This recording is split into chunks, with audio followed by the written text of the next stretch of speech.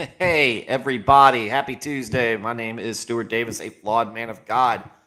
I am a deacon at a small church just outside of Richmond, Virginia.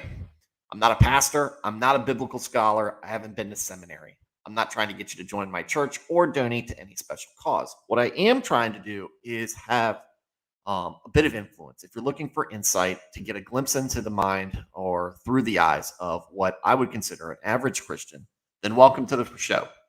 If you're interested in starting a relationship with Christ, um, if you're looking for meaning past just your life on this planet, I'm glad you showed up. I'm glad you showed up, and I want you to stick around because I would love to give you at least kind of a primer on what it's like to be a Christian. A lot of people get a lot of negative connotations with Christians from the outside or with bad experience in the past. People think that the Bible is a book of that's very dry, very judgmental, very doom and gloom. When it is very much a book of love, redemption, grace, and forgiveness. It's an amazing book with rich narrative and lots of great content to dive into.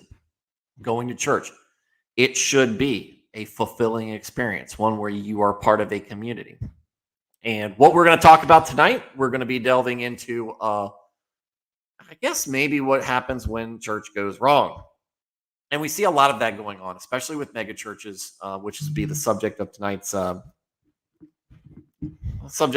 article. We're continuing what we were talking about yesterday with this megachurch in Ohio called Dwell. And megachurches, and one of the reasons why I try to steer people away from megachurches is because they are basically they tend to be their own brand, into their own brand. They're not necessarily as interested in Christianity as opposed to just using Christianity as a vehicle to sell their own product, whether it be songs, whether it be books, whether it be just membership, tithing, whatever. They end up becoming weird. And so I always tend to tell people that your local community is generally better, and a small community of churchgoers and a small congregation is a great way to kind of look out for each other and keep each other accountable. But you got to be honest with yourself. These folks, I don't know what's going on with them. First off, I want to give some prayers out and lift up the people who were the children and adults who were killed today, and are injured by this school shooting in Texas.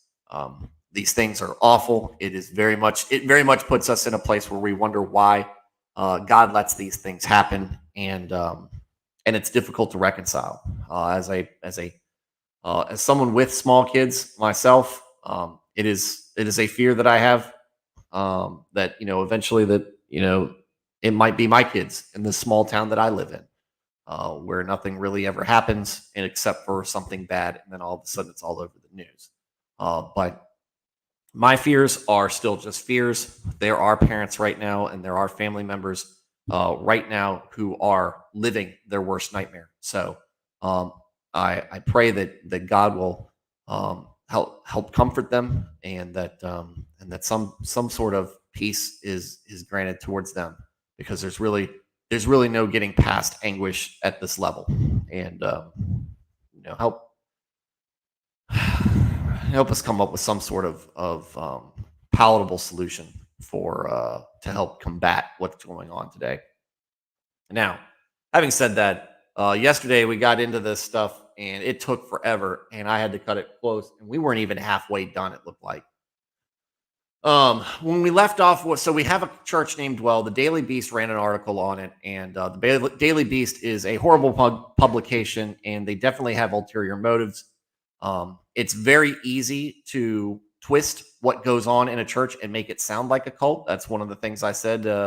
People have a connotation that a church is very culty, full of judgmental people, controlling people. That's not what you should be getting out of church. They certainly do. Those churches certainly do exist, but they are not really promoting Christianity in its intent, at its basic fundamental level. And what we're seeing here at Dwell, where some of the stuff does sound like basic church business and culture, some of it is it's odd. We've got folks being young single adults, young youths being put into housing with each other, and just a lot of weird things where it's just be more of a member of our church as opposed to a person living into just trying to live day to day, and that's and less focus on Christ and more focus on the church. That's a red flag, folks. The ex-member who has, so we're going through some accounts from ex-members. This is a very large church, and apparently it does have a support group online of people who have left that church, and they are giving some accounts in this article. So, ex-member who asked to remain anonymous for fear of retribution said she started dating somebody she met online toward her end of her time at the church. She said fellow church members cautioned her against dating somebody who was, quote unquote, of the world and more likely to, quote unquote, live in sin. Her former discipler, she said, instructed her to give her boyfriend an ultimatum: join well in the next 2 months, or she would break up with him. The woman refused and left the church because of it. Okay, a couple things here. Again, I think I've said this before. My wife was not a believer when we started dating, when we got married, and not until we had our first kid that she started coming around to it. She So I am very much open to people dating and starting relationships with people who are not believers. We are all disciples in a way in our interpersonal relationships, and what a better way to show openness is to reach out to people who you love dearly and try to convert them. You don't do that by pushing them away. So, but I can understand, like, if this person is leading them into a lifestyle that is uncomfortable. Here's the catch point here. Joined well in the next 2 months, or she would break up with them. Join our church specifically, or break up. That's the controlling aspect. That's allegiance to the church, this oddly named church, and that's where you really see where problems start to come up. In an email, Adams said the church does not require anyone to spend a certain amount of time worshiping or hanging out with other members, and that anyone who felt, quote, unfairly pressured, unquote, should report it to the church. If you're feeling unfairly pressured by the church, you should report it to the church. Quote, many of the allegations brought forth seem to be people who left the church because living according to the values and precepts of the Bible is harder because they feel pressured to do more, end quote. He added, we can't control how people feel. Now, that quote on itself in a vacuum is true. Lots of people leave churches because the Bible and the Word and the foundations and fundamentals that we live our life to can be unpalatable to people. It requires humility. It requires change. It requires certainly working to be a better person, working to be a better person around other people. And some people can't handle that. They don't like hearing about the things they enjoy doing are sinful. They don't like the idea that they might have to forgive somebody that they don't want to. This is difficult for many people in many ways, but that's what we're called to do. However, that's also what can easily be used as a cop-out. People leave the church. Other people can relate. Other churches can relate to that because we've all got stories of folks who didn't like it. And you can't control how people feel. But again, when these things are coming out, they don't look like they're being introspective about it. It looks like they're saying, well, the problem's the people. Well, when you add up these accounts, if they're true, the problem is with the church. Again, we're only going on what we're hearing here. Now, great. Here we go. But Dr. Janja Lalich, a sociologist and prominent cult expert, said the high levels of control at Dwell were typical of a cult. Now, you don't need to be a sociology major or whatever to figure that out. While the group may not have a classic charismatic leader, she said, its adherence to a single strict ideology still dominates members' lives. Its network of home church leaders are deputized to enact that ideology, she said, isolating them from the outside world and leaving them in a bounded reality. We have, and that's part of the problem. That's part of the big problem there with, you should not be restricting yourself, and you should not be just, what's the word I'm thinking of? Cloistering your church body together so that they're not out living with people. The best way to disciple to other people is not doing what I do here, is not going out and talking to people. It's just living a Christian life. And when people ask you, be honest about it and have those fundamentals and do your best to adhere to those principles and standards that God gives us. And at the same time, understanding that you are going to screw up, you have grace, so you show it to other people. People respect that. Many righteous people who are seeking righteousness will respect people who follow a righteous path and do their best to adhere to it and not compromise. And then here, what we see is, well, no, the only thing we're doing is hanging out with each other, and the only thing we do when we go out is trying to recruit. You can't live a life like that. I mean, some people can, right? But that's a spiritual gift, I think. That's something that's just very, you don't find that in a lot of people. And when you do, if you try it and you don't have that innate ability, you're going to burn out big time. You're going to crash. People are giving up their own autonomy. They're giving up their own decision-making. They're pawns, she said. And if they think about leaving, then they're going to lose everybody they know and their family. She said it's classic cult stuff. McCallum founded Dwell as a student at Ohio State University in the 1970s with a pack of other hippies. Try not to be political here. Hippies. Who wanted to study the Bible but bucked the traditional church. He is still fond of saying he found God in a jail cell after being arrested for marijuana possession. Now, that's hardly the way that that a lot of people find it in the prison. To this day, the church maintains some of its anti-establishment bent. Its members attend sermons in jeans, drink openly in home church, and smoke like chimneys. That's not really as counterculture as you think. I don't know if home church is considered church, but in my house, I mean, you can easily find me and my friends drinking a mixed drink or a beer and talking about Christ. I don't smoke really all that much. I have occasional cigars, but whatever. And my pastor preaches in jeans often. I mean, it's not that big of a deal. That's not your anti-establishment bent. That's just a cultural thing, and it's that's not what the problem is. But there is an area in which former members say the church remains extremely regressive. Women. Now, I'll be interested to see what this set is. Nicholson, the woman who struggled with an eating disorder, told the Daily Beast she was raped at a gathering of non-Dwell members in 2020 when an attendee stuck his hands down her pants and assaulted her when she froze in fear. For weeks, Nicholson blamed herself for not saying no and believed the assault was her fault. She finally confided in a friend who told her that what happened was rape and encouraged her to speak with a discipler. I don't know what the definition of rape, but that's definitely a sexual assault. The Daily Beast spoke to this friend who confirmed Nicholson's version of events. When she finally worked up the courage to do so, Nicholson said the discipler advised her to pray and repent. Later, the discipler urged Nicholson to confess her sins to her entire cell group. No. I mean, these are, and not only thing, this is biblically something the Bible expressly said it's not her fault, right? I'd be like, what do I have to confess about? I was raped. Nicholson recalled of her conversations, and she'd be like, well, we both know you had a part to play in this.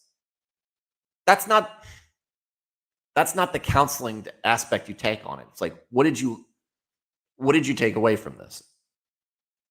Is this a moment that you can use to tell people, hey, you need to be careful about these things because I was in here and someone took advantage of me. And this is what I did. And this is how I felt about it. There you go. That's how you counsel somebody. You let them you talk about it. You encourage them to go to the authorities if possible, or to do what they can. Not, hey, you need to tell everybody what happened. No, you let somebody tell that. If they want to tell that story, you need to tell it on their own time. And um, when they become comfortable enough or they desire to share it, um, that kind of pressure doesn't need to come from these disciplers. I mean, the discipler thing is really weird too.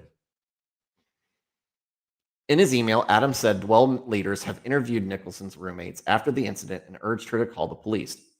He said a mentor later encouraged her to open up to others about how she was doing and to let God help her with the personal problems she was facing. Nicholson felt like she was being confronted for being assaulted, he said, but that wasn't the case. What is this? Left Kelly Nicholson and other Xenos members, because that's what it used to be called, Xenos members at a church event. Nicholson said she struggled with an eating disorder.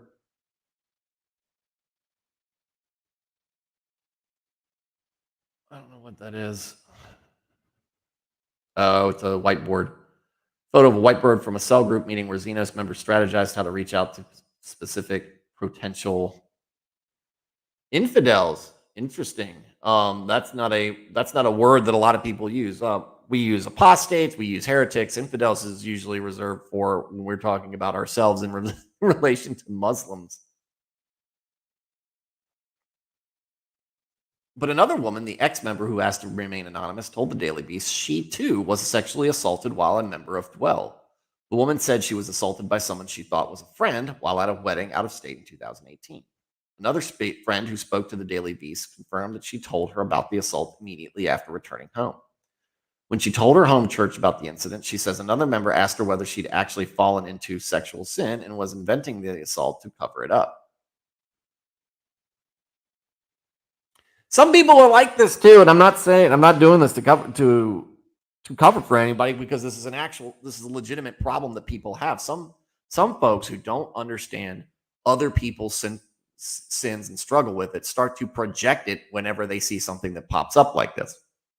So they know. So let's say a person who, give them the benefit of the doubt, doesn't struggle with sexual sin, but they think they have a problem with the fact that it exists. So when somebody runs into an issue that looks like in their mind they can make that mental leap that it might be might be sexual sin popping up, they immediately start accusing them of that. Don't do that. Don't do that. It's wrong, and it's not indicative of a healthy Christian mind. It's not indicative of a good relationship with Christ, because you're seeking problems out where they don't exist. That's not our point.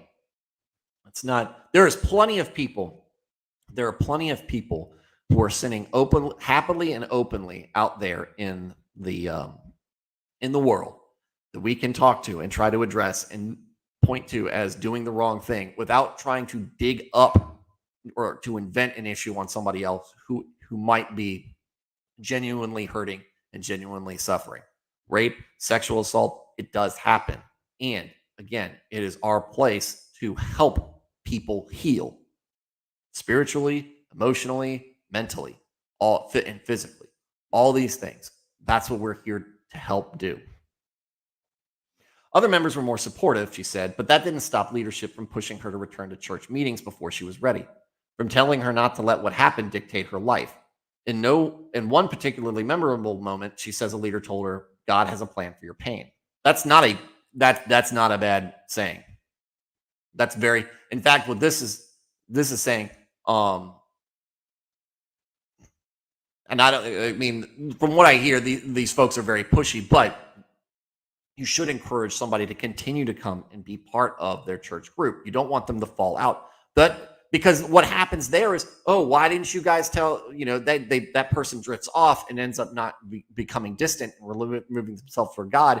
And they say, oh, well, nobody reached out to me. Nobody tried to support me, even though I was in a bad place. No, you want to keep following up. You want to tell that person that, hey, we're here. Please come back. Please come back. And, that's what we want from you. Now, obviously, this person probably didn't like the fact that somebody accused her when she had suffered from some trauma. And that's probably what. So what needs to happen is somebody needs to have an apology, and that's when the encouragement comes. And here's the other part: God has a plan for your pain. That is a common that is a common thing um, that we often forget with the things that we go through in life. Yeah, God has a plan for your pain. Yeah, it happens all for a lot of people with a lot of traumatic events, more traumatic than what she went through. Um, we talk about loss of life. We talk about loss of children, which people are going through right now. You never know where your trauma ends up becoming a point where you are able to use that. Not saying it's a great thing or that you rather it would never have happened. That's not what that's to say. But to use a point to help other people or to help yourself in some way, shape, or form, to overcome it, to get past it, and be and do whatever it is that God leads you towards after that event. The church says it strictly bars the leaders of high school groups from dating their teenage disciples. But one ex-member, Katie Oliver, said she started dating her 20-year-old high school group leader when she was just 17. When the church found out they were sexually active, she said her boyfriend was kicked out of his ministry house but allowed to stay in fellowship. Oliver, meanwhile, was forced to go through a process called Admonishment, in which 10 to 15 other women, including her mother, called her into a room and took turns basically ripping me apart, she said. A week or two later, when Oliver attended her weekly cell group meeting with other girls her age, a group leader took everyone for ice cream afterward. Oliver had to stay behind. It's a little weird. That last part's very weird. The whole thing, kicked out of the ministry house. Sorry, so the boyfriend, he's 20 years old, and he's in a position of authority with this underage girl. They're sexually active. They're obviously not married. So yeah, he has to leave. He has to leave ministry, period. Not just the ministry house, but ministry period. But yeah, you don't if he is if he is remorseful, he wants to change, he admits that he's at fault, he should be able to stay. He should be able to stay. And her, on the other hand, should go through less of a punishment. She's not in a leadership position. She's not the man. She is the female. She is the woman. And women should handle women should handle those issues in their own way. But I don't think that basically ripping me apart. Of course, we'd have to know what exactly the context is there. But the admonishment process, it's just like, no, it's like, hey, sit you down. You're young. This is what can happen. What you did was wrong, and we need to move past this. Right? You can't change the past. What you do is work on how to get past the process and avoid doing it running into that issue again. Oh wait, okay. And this thing where you're leaving them behind, that's just stupid. I very much felt like I was wearing a scarlet letter, she said. I was definitely targeted to the point where I left the church. And yeah, you shouldn't be that way. But sometimes, you're when you screw up within the group, I mean, everybody's going to notice for a while, and you're going to be self-conscious about it, and other people are going to be judgmental about it. It just depends. It really depends on how bad the issue is. And like I said, in a mega church where there's a whole lot of eyes, there's a lot less grace, unfortunately. Because the church does not allow premarital sex, former members said there is pressure to get married young and quickly. But the church also heavily opposes divorce, allowing it only 3 circumstances: adultery, abandonment, or death. 2 women told the Daily Beast they stayed in an abusive relationship for years because church leaders counseled them to stick it out. Okay. The church, that is biblical. Premarital sex is wrong. You should avoid it. And the church should heavily oppose divorce. And adultery is an excusable way. Abandonment and death, they're all excusable reasons out of marriage. Obviously, death being what it is. Abusive relationships go into that part, though, because the man, if it is an abusive relationship, truly abusive relationship, the man is not living up to his commitment to care for his wife or family. And so, the church The church should try to change that person. You shouldn't just abandon a church or abandon a marriage at the first sign of trouble. However, if this isn't going to change, if there's no indication that there's going to be any change, and I'm not talking about the guy says he's going to do better, but no, if it's clear that the guy's got a problem and it's not something that he's just dealing with, they absolutely should be getting out of that relationship, and the church should be kind of a sanctuary for them, for the wife, for the woman, and especially if there's kids involved. But again, what is the abusive relationship? Is it emotional? Is it physical? Obviously physical. You got to get out of there. It's a safety issue on top of all that. But emotional, abusive relationships, as we've seen with the Johnny Depp Amber Heard case, they're not always one-sided. They are sometimes just toxic relationships where maybe if people would put their own feelings aside for a moment and start worrying about the other person, they might be better off. But again, men can oftentimes be abusive, emotionally and physically. And, a church should do what it can to best assess that situation, which they are dicey. They are dicey. But again, I say to my end, I think when I see abusive relationships, generally there's also adultery going on, but I don't know.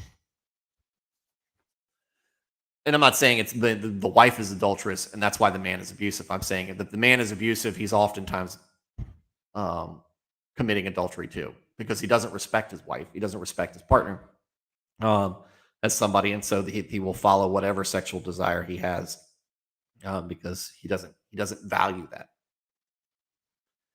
One ex-follower, now in her mid-40s, said she married another Dwell member when she was 23 in a rushed wedding the weekend after her nursing finals. She said her husband quickly became controlling and prone to anger toward her and her three children, and their three children. Wait, but when she went to church leaders, they said she said they told her to try to make things work. All right, this might be. I would like this. I want to say this is probably the author being an idiot. So her husband quickly became controlling and prone to anger toward her and her three children. Maybe this woman had triplets, or maybe she had these kids with this man before they got married. But it really sounds like this was a more developing situation than quickly became controlling. So maybe whatever. But because there's children involved, yeah, the church does want to try to make things work if there's no sign that the children's safety is in danger or the woman's safety is in danger. Prone to anger towards her and their three children. Let's dig into this a little bit more.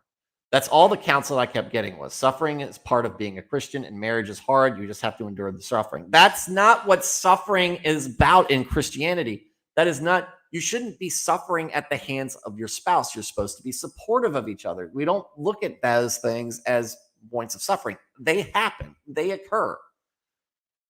But you're supposed to be enduring it together, not at the hands of one at the hands of another. Well, it was emotional abuse, she added. It was terrible. I was having panic attacks. When she eventually did file for divorce, the ex-member said she avoided Dwell meetings for several months. When she returned, she says she attended just 1 or 2 meetings before a group of church leaders pulled her aside and told her what she was doing was a sin. They instructed her to salvage her marriage or consider leaving the church. She never went back. Again, you're kicking somebody out. Now, again, we don't know the details of this. This could be a one-off. But let's say in a vacuum that this is a physically abusive relationship. Get them out because you've got kids. So then you're also talking about the safety of the kids. Got to get them out of that situation. Emotional abuse, that's a little bit harder to define. If it's legitimate emotional abuse, again, that's you need to kind of work towards getting them away, or getting them. They need to be putting pressure on the man to fix his shit, right? But when we see this easily could be a tagger-on who didn't have a good relationship. They didn't like they grew apart. They had a bad divorce. You've seen it all the time, and then everybody accuses everybody of being an evil monster when really it's just two people who can't grow up enough to get along with each other. And you've got 3 kids who suffer the most out of it. And But again, when you have a track record like this church, maybe you are doing the right thing at one point, but because you don't do the right thing most of the time, there you have it. And she never went back. Another member who asked that we use only her first name, Amy, said she joined the church in 2006 at the request of her then boyfriend. Soon after the two wed, she says, her partner became extremely controlling, hiding all the passwords to all their joint accounts, overseeing her spending, and tracking her whereabouts obsessively. That's weird. The last part is weird, and the password hiding, overseeing spending, whatever. People do that. His daughter from another marriage, who remains close with Amy, confirmed he was controlling and overly critical of both his wife and children. Police records show officers were called to the home several times to mediate disputes between Amy's husband and his kids. When Amy went to dwell counselors about the issue, they advised her to keep working on her marriage. Once, at her breaking point, she asked the church leader just how much longer she was supposed to endure this treatment. She said the leader told her, Jesus endured suffering at the hands of his abusers until his death. It's not about how you are loved, but how you love others that mattered. Amy says she responded, and I'm not Jesus. She's not. She's right. She's right in this case. I mean, that's not. Again, what is church leadership doing for you to help you in these specific situations? I come here and talk to you about it. Okay, we need to get this other person involved. If we know it's a problem, then you need to start taking steps. There need to be a separation? Do we need to have, what you've got to take the safety of all the people involved. And when you have issues going on, which apparently is going on, not just between this person and their spouse, the spouse and the kid and their own kids. Okay, so we have a common problem point, and it's with the spouse, right? So what is the church leader doing about it? Sounds like they're not wanting to touch it. They just want to tell the other person to endure or fix the problem, and that's a problem a lot of people have, and that's why we have a problem with the Southern Baptists. They don't want to admit that there's a problem. They don't want to address the problem. They want to keep this whole thing at arm's length. What can we do? Do we need to call this person in, have a conversation with them? This is what's going on. This has to change. You have commitments of your own. If this church is as happy to pressure people as it claims to be, then it should be able to exert enormous pressure on this spouse to get them to fix their crap. And a lot of times people like that who are controlling, when they're confronted with stuff like this, they run and hide. And then you've got your abandonment. Adam said the church would never remove a member for divorcing someone who was physically or sexually abusive, but that it does ask members to save their marriages whenever possible through counseling, marriage classes, and reading relevant Bible passages, he said. This is the proper path and only seems strange through the lens of secular society rejecting the most basic tenets of Christianity. Again, this is true in a vacuum. But again, when you're all these people are lying about me. All these people are making these things up. I highly doubt that there aren't legitimate times where a church, especially a megachurch, has mishandled an issue but they are never showing contrition over it. It is always somebody else's. It's always the other person's fault. This is the problem with megachurches. This is a problem with a lot of churches, but significantly a singular issue with megachurches. They will not admit they did anything wrong. The church is made of imperfect people. They will make imperfect decisions. You have to have contrition about it. I have a church that I used to be a member of. It's full of people who are terrible leaders. None of them should be in any position of power. The head minister, I know it. I want to say his name. I'm mad about it right now. Every time I think about it, he knows what he's done. He's admitted he's done it, but he will not apologize for it. They've got leaders, elders, and deacons who made the wrong thing, who have said bad things, who have pushed people away from Christ, and not a single damn word has been said of contrition about it because they can't get out of their own way when it comes to doing the wrong thing to say, oops, I'm sorry. I messed up. I'm sorry I've caused this pain for you. What can I do to help make it up? Anything. Nothing. Let's move past. Let's move past this because it's your issue. No, it's not my issue. It's caused by you. And that's why that's why this kind of stuff is irritating. And if I'm several years removed from this, and this didn't happen to me. This happened to a close family member, or a couple of close family members that this went down. People I know, but I'm still very much irritated by it. And if that happened, that's how that happens with me. I guarantee you it happens when this legitimately happens. Sure, I'm sure that there's some people in these support groups. It might even be a majority of the people in these support groups who are making a mountain out of the molehill as an excuse to leave. But there are legitimate people in there with, I guarantee you, legitimate claims, and they do not want to admit that they might have screwed up, because then they lose face, and then people don't view the church as perfect when they shouldn't be viewing the church as perfect. Jesus is perfect. We are not. So you have that leeway to say, damn it, I'm sorry. Damn it, I'm sorry. I'm a human being. I screwed up. I can use this as a learning moment. Help us repair this relationship we have together so that we can move forward. But these places, they don't want that. They want control. And if you want control, you have to be the alpha, and you can't admit that you've made a mistake when they miss the whole point of good leadership. All they want is control.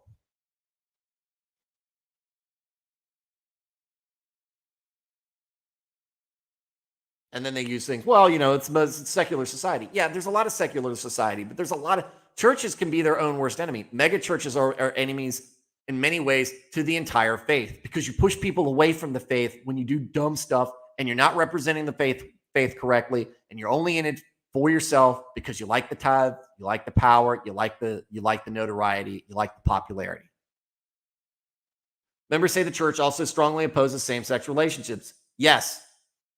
Adams declined to comment on this directly, saying only that sex outside of marriage of any kind is a sin. One ex-follower, Seth Grover, said he watched as a high school senior confessed his feelings of same-sex attraction to his entire ministry house before he moved in. At house meetings afterwards, Grover said the member reported that he was working on his feelings and that his goal was to feel attracted to and marry a woman. When Grover confessed his own feelings of same-sex attraction to a discipler, he said the leader told him he was deluding himself and wasn't actually queer. All right, well, same-sex marriage is wrong. Same-sex sexual relationships are wrong. That is biblical. Sorry, dude. Now, there should be legitimate ministry towards SSA, which we call same-sex attraction. The attraction, you can lust is a thing that is wrong on all levels. And what he said, sex outside of marriage in any kind is a sin. That's true. So, but there are plenty of people who are Christians who deal with same-sex attraction and don't let it become a hindrance to their faith, and try and do their best from acting on it. And the person who can speak best on how the church should be responding to this is a gentleman I've had on before. He's an Orthodox Christian, Thaddeus Patrick. He did a great job. He's done a great job before, basically elaborating to people who are trans, who are gay, exactly what identifying what you deal with as a sin that is sinful, that it is something that you're going to deal with, but that's not an excuse to walk away from Christ. It's not an excuse to continue to act in those ways. You can't excuse it or try to cover it up and say, "Oh, this is okay." No, that's egalitarianism, as my buddy Christian Mario likes to put it. Beale says that multiple members of her college group were also made to confess their feelings of same-sex attraction, including one woman who was forced to reveal her crush on Beale. When the young woman came to her room in the ministry house to confess, Beale said there was no expectation that anything romantic would come of it. She was just confessing this as a sin because she had to, she recalled. I don't know if that's appropriate. Confessing your sin, confession's an interesting thing. The Catholics obviously have a very structured way of dealing with it. Confession is basically coming clean about something, but doing it either just to God or to one of your contemporaries so that they can support you. That doesn't necessarily mean you've got to run around telling everybody about it. That's not confession. Confession is a very private thing. And that's part of the intimacy of the church, is that you have people, you have elders, you have deacons, you have youth, you have small group leaders, you have just friends there that you can be like, dude, hey man, I'm really struggling with this. Can I talk to you about this and not have you tell anybody about it? Yeah, sure, buddy. What's going on? I'm having these problems. I've got these issues with compulsion or whatever. And they're like, okay, well, you're right. This is sinful, and maybe let's work on this together. Let me help you help you through this. Maybe I can coach you. Maybe I can point you in the right direction. Is it okay if I tell somebody else, if I tell an elder about this? No, man, I don't really want them getting involved. I just needed to tell somebody because I'm struggling with it. Okay, man. All right. Well, let me help you. That's how that should go. It doesn't go, you need to tell the entire group of people that you are interacting with that you're dealing with a sin. Guess what? We're all dealing with a sin. We don't need to get it all out in the open everywhere. I try to do it myself to a degree, so that people understand that I'm not coming from a position where I feel like I'm perfect. I understand that I have my problems. That's the whole catch behind the flawed man of God thing. But that doesn't mean I need to or need to feel compelled to tell everybody the deepest, darkest sins that I deal with. No, I can tell people about what I struggle with, but if I'm struggling with something that's a little bit more personal to me, yeah, I'm gonna tell a buddy about it at church, or maybe I'll reach out to my pastor. I don't feel the need, and you should never be instructed to run around the entire congregation telling everybody what you're struggling with. They don't need to hear it. A lot of them don't want to hear it, and you don't need to be doing it, because it's just that's not a formula for success. That's not a formula for redress, for help, for doing better. Now, if you do something that harms the church body, yeah, maybe there's a confession, maybe there's some um like maybe two people are within the church. One of them's the perfect one was the one in this article where you had the youth group leader or whatever, and the 20-year-old youth group leader and the um 17-year-old student having a sexual relationship. Yeah, that's something where, yeah, maybe the youth group leader needs to get in front of the entire congregation and apologize for what he did. Also, don't put a 20-year-old in charge of kids that age, because you're already asking for that kind of trouble. You don't do that. But yeah, I mean, that's where something, maybe a public confession and apology is warranted, but not something that's personal that you're struggling with on the inside. That's not right. Members who do not follow the church's rules on sexuality, premarital sex, or any other number of sins can be removed through a process called disfellowshipping. They come up with all these different names that are not in the Bible, and it makes me think like they're taking legitimate processes for doing things, because for processes for handling church business, and bastardizing them. The discipler. It's a play on the word disciple. It's not a deacon. It's not an elder. It's something else that they've created that's based on a word that's in the Bible.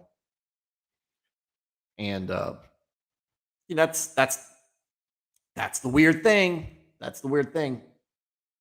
Former members said this usually involves a formal meeting in which the sinner's transgressions are laid out in occasionally embarrassing detail before the entire 20 to 40 person home church is 20 to 40 people. Are you kidding me? No, this place is a cult. This place is a cult. It's awful. Don't go here. This is weird. The member is given a chance to respond before their fellow congregants vote on whether to kick them. Vote to kick them. This is not how this is supposed to work. There is a process where a person is. There is a process for dealing with a sinful mind and sinful nature. If somebody notices you're doing something that is sinful, and you are not working to move past it, you're not identifying it, and they can come up to you. They try to handle it with you one on one. They bring in a couple of deacons, a couple of church leaders in some regard to talk to you about it.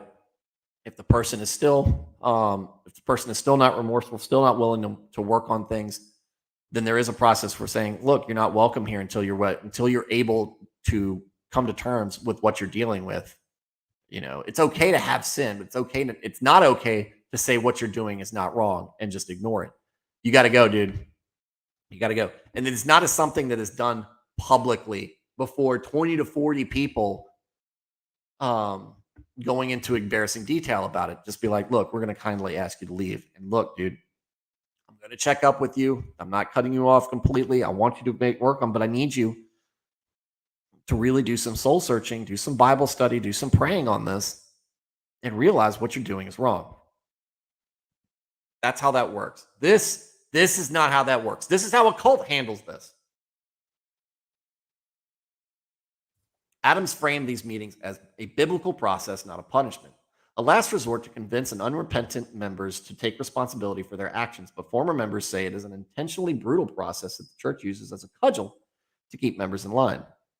As former member Mark Kennedy put it, these people are being emotionally brutalized. It's a public shaming, unquote. Yeah, I don't like that. And I don't like that he's using a legitimate biblical process that's been twisted, but saying it's a biblical process to cover up the fact that he's screwing around. Some members said they had been removed for sins as minor as not attending enough meetings and not having a positive attitude.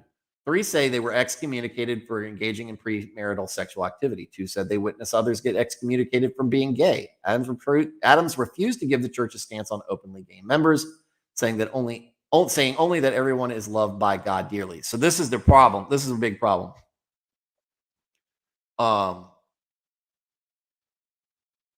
This is my church. We are not going to accept membership for openly gay people, but we will allow them to attend church. We will preach to them. We are not going to abandon them or whatnot, but they cannot be members. We have kept people out of participating in church activities for premarital sexual activity, such as being on praise team, such as we have warned it when it's happened with a younger church leader before, to fix that issue. And if they hadn't fixed it, they were going to be removed. But excommunication, that's really a Catholic thing. That should not be. I've heard about this happening in Baptist churches before too. But this is not something that I really. I mean, you'd have to really do something bad, and do it happily, and not be remorseful about it at all, right? I would excommunicate somebody in the church who raped somebody else, especially if they weren't apologetic about it, or if they seemed like they didn't seem like it affected them. But that's what that kind of stuff does. I mean, you got to remember, Paul, who wrote the majority of the Old Testament, wrote the majority of the New Testament, did horrible things before Jesus came into his life. There is grace. You can be redeemed. Man. Not having a positive attitude, not attending enough meetings. That is very much cult things. If they don't think you're having buy-in, they get rid of you. Because they don't want any noise. When a member is removed, former members say their fellow home church members are instructed not to speak to them. A devastating outcome to those whose entire social lives revolve around the church. After publication, Rochefort denied teaching this and said that the church continued to keep in contact with people who have been removed from fellowship. 2 women told the Daily Beast they contemplated suicide after being ousted. He said, she said here, but I mean, again, maybe this author, and I wouldn't put it past the Daily Beast, is twisting the truth or embellishing. But again, this isn't how a healthy church operates by any means. And I don't know of a single megachurch that's healthy. Megan McGowan, a 33-year-old accessibility specialist, whatever that is, who joined the church in 2012, wound up in a 2-week partial hospitalization program after she was disfellowshipped in 2016 for repeatedly engaging in sexual sin with her boyfriend. Adams said members who show remorse at their meetings are given the opportunity to repent and return, but McGowan said she begged to stay in the group and was told it wasn't enough. One member of her home church, she said, told her she needed to hit rock bottom before her heart could change. Rock bottom for a suicidal person is death, McGowan said. So, and some of these people, I mean, none of these people seem like they're in. And this is probably why the church is preying on these people. It sounds like so many of these people are weak individuals. They've got weird accessibility specialists. Like, you look at some of their occupations, they're very odd. And they call, I don't know.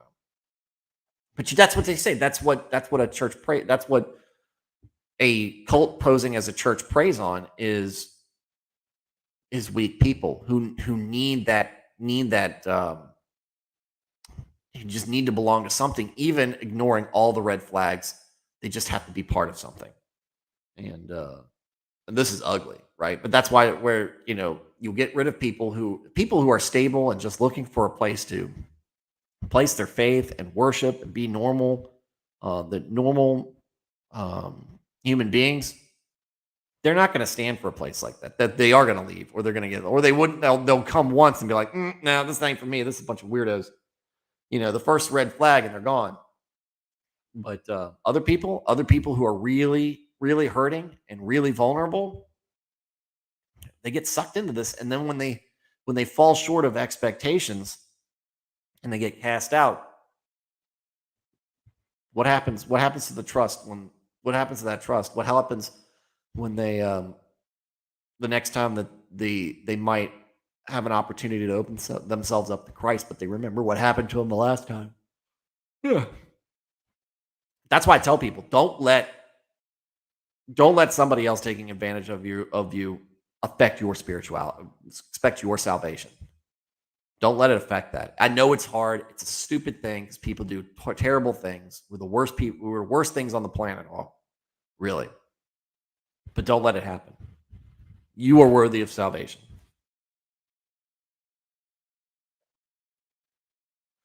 Eight years after Kwesi Sample died off the coast of North Carolina, an Ohio appeals court ultimately sided with the church, ruling that it was not obligated to protect its members from the dangers of open water swimming. Sounds like they're right. But the years-long legal battle lost the church some goodwill, even among its members. Sample was well loved by the congregation, and community members were outraged when Sample's family alleged that no one from Dwell had contacted them until a week after his death. The church said in court filings that it contacted Sample's family members by phone in the hours after his death and spoke to his grandmother the day after he passed away. Later, the church tried to argue that the beach trip was not a Dwell-sponsored event at all, but a personal vacation, which multiple former members said felt duplicitous. Sample's mother, Raynette Cornish, died before the case was resolved. Richard, the family's lawyer, said she often talked about how she felt the church had taken her son away from her even before he died. After Sample joined Dwell, she said he spent less time with his family and seemed less open-minded and accepting. Well, you know what? That'll happen at church regardless, right? Because you end up spending less time with your family because you are doing some church events. You shouldn't be doing all of it. And less open-minded and accepting. You are going to be close-minded to sinful things. So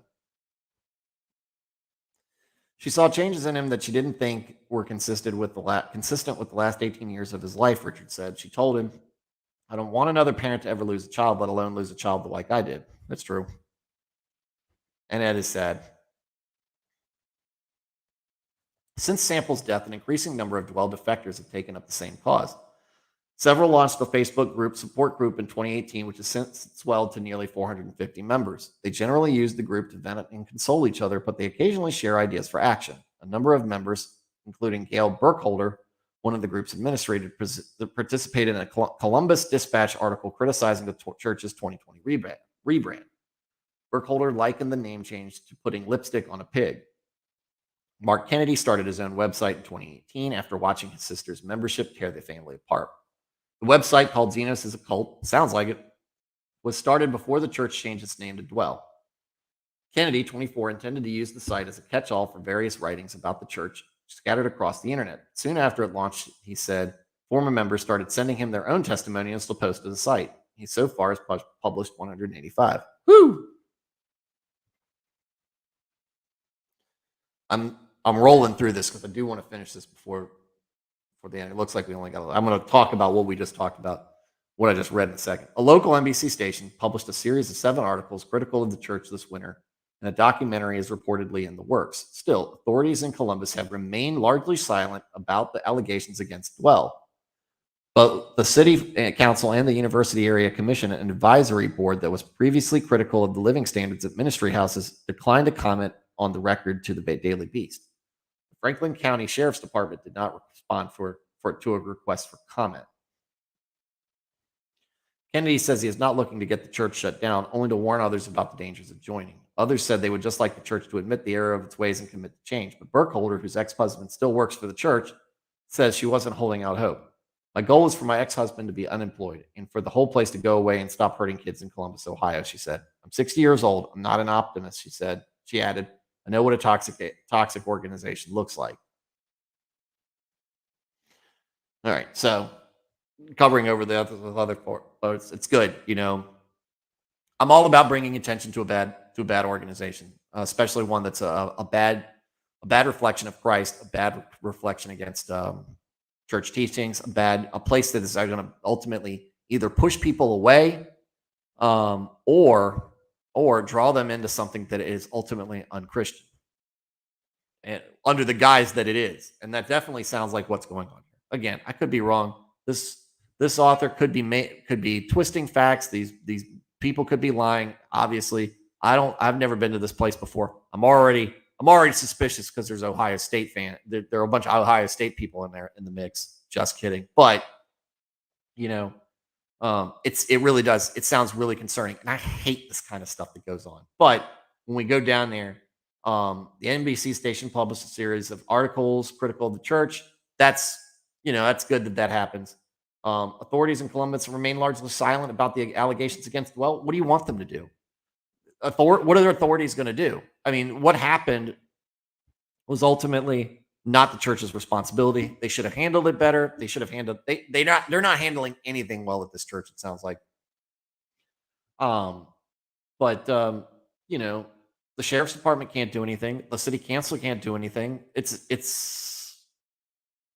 They're free to do this. Unfortunately, it's an unfortunate thing. But at the same time, it's just like that. The church should be shut down. If it's not preaching the word, it does need to be shut down. All megachurches should be shut down, in my opinion, because they're not healthy places. They're not healthy places. This kind of stuff goes on. You see this happen with the Southern Baptist Convention. Whenever you get a large institution, I mean, you've seen this with the Catholic Church. Whenever you get a large institution, it just is what it is. It just is what it is. You're going to have that going on. That's why that's why I encourage people. Small church, man. Small independent church. Find it.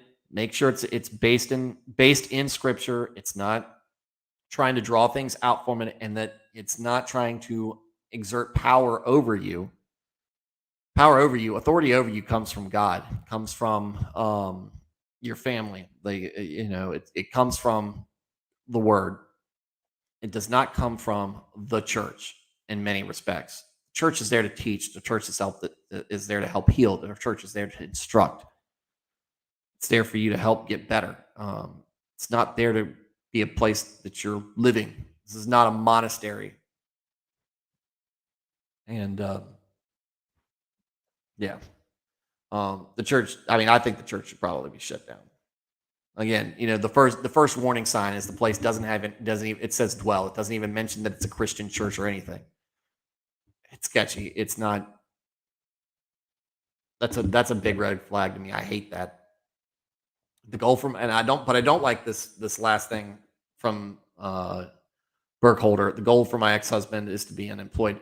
The the whole place to go away and stop hurting kids in Columbus. That last part I do agree with, but and I don't know what relationship, what hurt, what poor feelings, but your goal for your ex-husband should be to realize what's going on and have a change of heart, have a change of mind and things, and help to bring about the ending of this church, so that something hopefully wholesome can take its place, and another or several things, because this is the problem. This is the problem with big churches. This is why those things are not a good idea. It's why I'm uncomfortable about having them. And then so often, and that's not to say that small churches are free of drama. That's not to say that small churches are free of corruption. But to me, it's much more easily addressed. It's much more easily fixed. The church will either fall apart much more easily, and people will go their separate ways, oftentimes looking for other churches to fill the void, or they'll change and become better for it.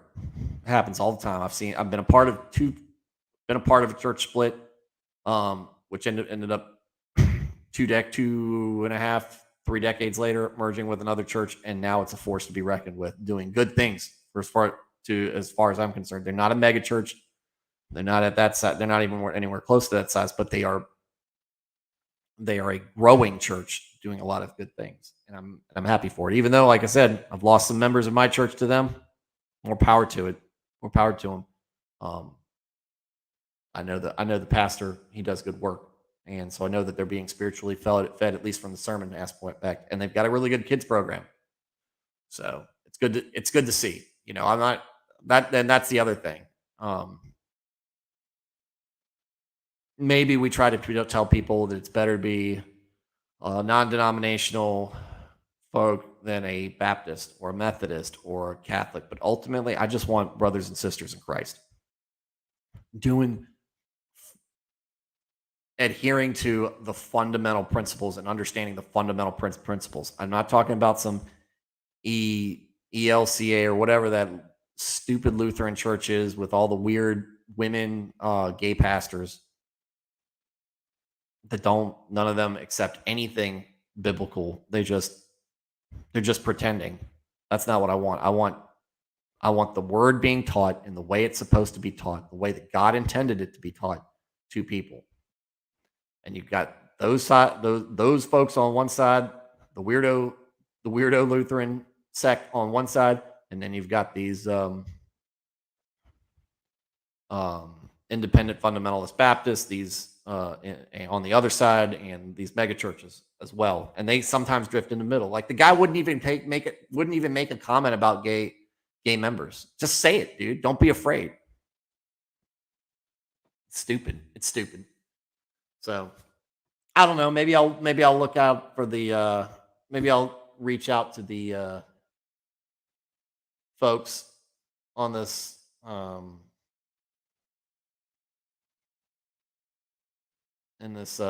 maybe if they're on Facebook or whatever, maybe I'll reach out to them and let them know I did a couple of live streams on about a couple of hours, totaling a couple of hours. But it's definitely be an interesting read. I'm definitely praying for them. Hopefully they've been able to move on. What this article doesn't really talk about at all that's concerning, what have these folks done after leaving the church? Did they come back to other churches? Did they come back to other churches? Did they continue their relationship with Christ, or were they pushed away completely? And I don't want that to happen. And my advice to anybody who stopped having that relationship altogether, I'd encourage you, don't let this stop you. This what went on here, what is going on here, stupid and wrong. There's better places out there. So, all right. So that concludes tonight's reading. Remember, the big event I'm pushing is the homeschool episode coming up on next Tuesday, a week from Me, Eric Rollon might be there. Christian Mario will be there. The Rafter will be there. And Nick Rekieta from Rekieta Law will be there. We are going to have a good old time. And that is going to be big for this channel, potentially. Who knows? Maybe Nick brings a lot of viewers and they all go, this dude is whack. And nobody likes it. But hopefully I'll get a couple of folks and maybe get some more interaction in the chat.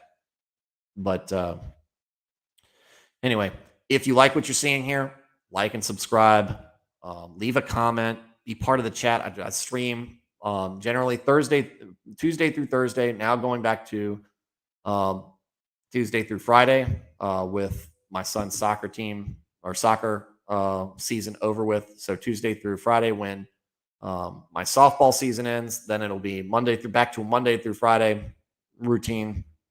But around between 8 and 8:30, I start streaming, and I'll go as long as I need to. But I want to see people in the chat. If you've got any input, if you disagree with what I'm saying, if you take a different direction, or you just want me to respond, if you want to share a story related to what we're talking about, dude, I want to hear it. I want to hear it, and I will. And look, I don't have an active chat really most of the time, so you'll definitely get read if you put it on there. But like I said, like and subscribe. Share this with people, especially folks who you think might get something or appreciate what I'm putting out there, and it'll really help this channel grow and impact and gain in exposure, which is what I want. So, in the meantime, folks, take it easy. By all means,